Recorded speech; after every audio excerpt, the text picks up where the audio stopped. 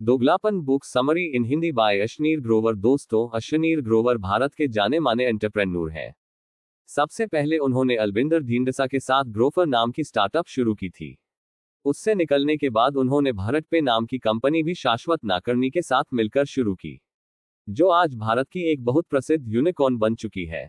ये company digital payment तथा छोटे बिजनेस को ऑनलाइन लोन देने का कार्य करती है। हाल ही में अशनीर ने अपने अनुभवों के आधार पर दोगलापन नामक किताब लिखी है। आइए इसकी समरी को सुनते हैं। इस किताब के सभी 7 चैप्टर्स इस प्रकार से हैं। 1. डोंट ट्रस्ट पीपल ब्लाइंडली, कभी किसी पर आंख बंद करके विश्वास मत करो। 2. डोंट टेल योर सीक्रेट्स, अपने रहस्य किसी को मत बताओ। 3. स्पेंड टाइम विद एक्सपर्ट्स, विद्वानों के साथ वक्त बिताओ। 4. गिव प्रेफरेंस टू फैमिली, परिवार के लोगों को प्राथमिकता दो। 5. Job can't make you rich, नौकरी किसी को अमीर नहीं बना सकती। 6. Business company startup makes you rich, business ही आपको जल्दी अमीर बना सकता है। 7. लर्न टू डेलीगेट, दूसरों को काम सौंपना सीखो। आइए अब इन सब चैप्टर्स को ध्यान से एक एक करके सुनते हैं। 1. Don't trust people blindly. जब अशनीर अमेरिकन एक्सप्रेस कंपनी के लिए काम करते थे तो उनकी मुलाकात अलविंदर ढींढसा से हुई। उस समय अलविंदर ग्रोफर स्टार्टअप शुरू करने जा रहे थे। उन्होंने अशनीर से कहा कि मुझे इन्वेस्टर्स के लिए प्रेजेंटेशन बनाने में मदद करो। अशनीर ने एक बहुत अच्छी प्रेजेंटेशन बनाई और उन्हें फंडिंग मिल गई। इससे प्रभावित होकर अलविंदर ने अशनीर से कहा कि आप भी हमारी स्टार्टअप में पार्टनर बन जाओ। लेकिन उस समय अमेरिकन एक्सप्रेस से अशनीर को 80 लाख महीने की सैलरी मिलती थी। अलविंदर ने कहा कि हम तुम्हें 40 लाख दे सकते हैं और 40 लाख के ग्रोफर के शेयर्स भी देंगे। इस पर अशनीर ने शर्त रखी कि अगर कंपनी की वैल्यू 8 मिलियन हो जाती है तो उसे 100 करोड़ दिया जाए। अलविंदर ने यह बात मान ली।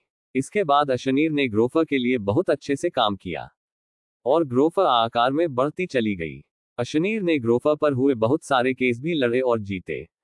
लेकिन अशनीर ने देखा कि कंपनी कुछ बेकार लोगों को भी हायर कर रही थी और बहुत जूनियर्स को अशनीर से भी ज्यादा सैलरी दी जाती थी।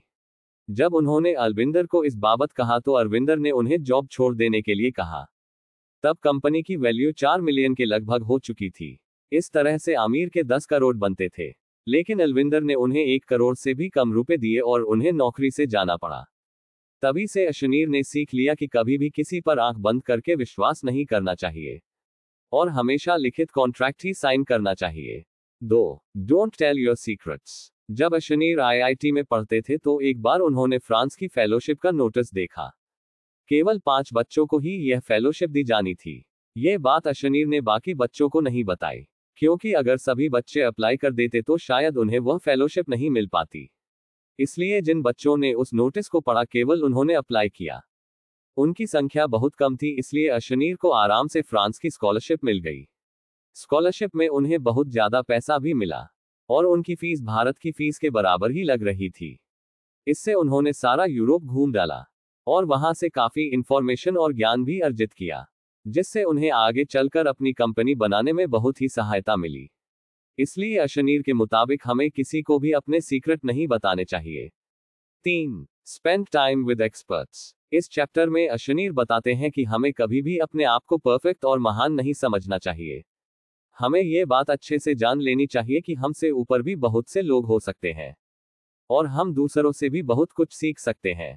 जब आप इस माइंडसेट के साथ किसी कंपनी को शुरू करेंगे तो आपको बहुत ज्यादा सफलता मिलेगी, क्योंकि आपका माइंडसेट एक ग्रोथ माइंडसेट बना रहेगा और आप हमेशा दूसरे लोगों से सीखते रहेंगे। अशनीर जब फ्रांस गए थे तो उन्होंने वहां के लोगों को नजदीक से देखा। उन्होंने देखा कि वहां के स्टूडेंट्स बहुत ही डिसिप्लिन में रहते हैं।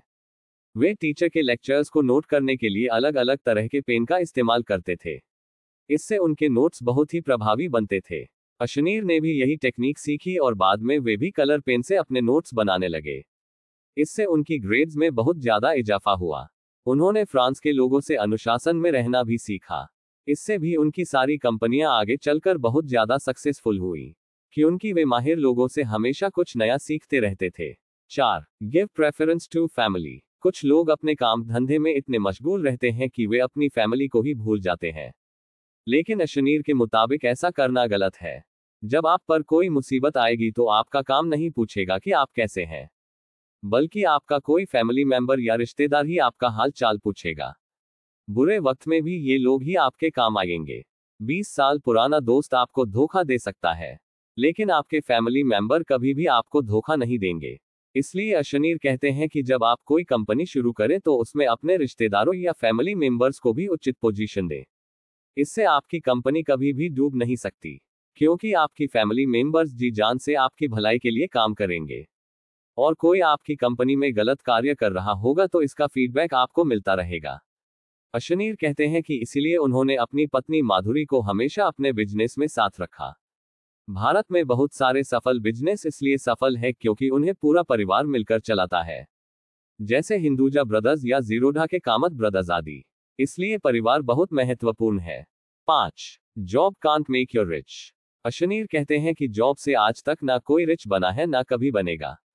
भारत की मिडिल क्लास फैमिली की यही मानसिकता होती है कि उन्हें कोई सरकारी जॉब मिल जाए, इसके बाद वे सारी जिंदगी बंधी बंधाई तनख्वाह पर काम करते हैं। कुछ सालों में थोड़ी बहुत इंक्रीमेंट होती भी है, लेकिन फिर भी वह आमदनी किसी आदमी को करोड़पति या अरबपति कभी नहीं बना सकती। यहां तक कि डॉक्टर की महीने की 2 लाख की सैलरी भी अगर आप कैलकुलेट करें तो उसे करोड़पति बनने में काफी सालों लग जाएंगे। तब तक तो डॉक्टर बूढ़ा हो चुका होगा। बुढ़ापे में वह उस पैसे से एंजॉय ही नहीं कर पाएगा।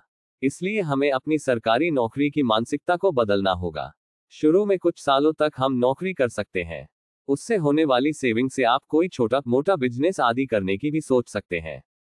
अशनीर कहते हैं कि उन्होंने काफी सालों तक अमेरिकन एक्सप्रेस, पीसी ज्वेलर्स आदि कंपनीज में काम किया था, लेकिन जॉब करते हुए उन्हें पता चला कि इससे वे कभी भी अमीर नहीं बन पाएंगे।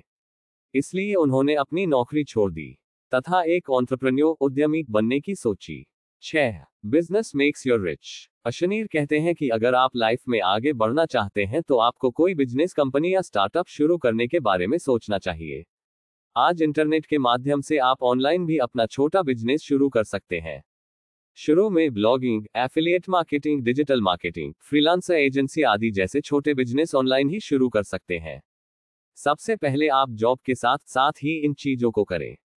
इससे आपको पता चलेगा कि बिजनेस स्टार्टअप की राह में क्या क्या ऑब्स्टिकल्स आते हैं और उनसे कैसे मानसिक और फिजिकल तौर पर लड़ा जाता है। इससे आपके अंदर एंटरप्रेन्योरशिप की स्किल पैदा होगी तथा मुश्किलों का सामना करने का स्टेमिना पैदा होगा।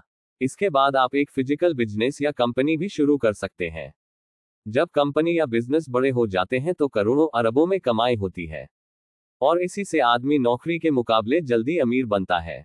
7. Learn to delegate. जब भी हम कोई कंपनी या स्टार्टअप शुरू करते हैं तो हम सारे काम खुद करने लगते हैं। इससे हम मानसिक रूप से बहुत ज्यादा थक जाते हैं।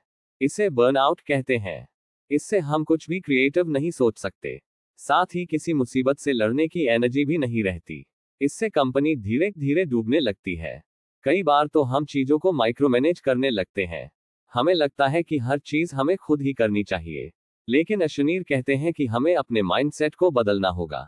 हमें एक्सपर्ट लोग हायर करनी चाहिए, फिर हमें उन पर विश्वास रखना चाहिए, उन्हें काम की पूरी जिम्मेवारी सौंप देनी चाहिए, बीच बीच में उनसे फीडबैक लेते रहना चाहिए। लेकिन ऐसा नहीं हो कि हमें 24/7 उनके साथ बैठकर ही उस काम को करते रहें। हमें आदमी के टैलेंट को देखकर ही उसे जिम्मेवारी सौंपनी चाहिए। हर व्यक्ति हर चीज में एक्सपर्ट नहीं हो सकता, इसलिए जो जिस काम में एक्सपर्ट है उसे वही काम देना चाहिए। दोस्तों, ये थी अशनीर ग्रोवर की किताब दोगलापन की समरी। उम्मीद है आपको पसंद आई होगी। कृपया चैनल को लाइक और सब्सक्राइब जरूर कर दे और वीडियो पसंद आया हो तो शेयर करना न भूले।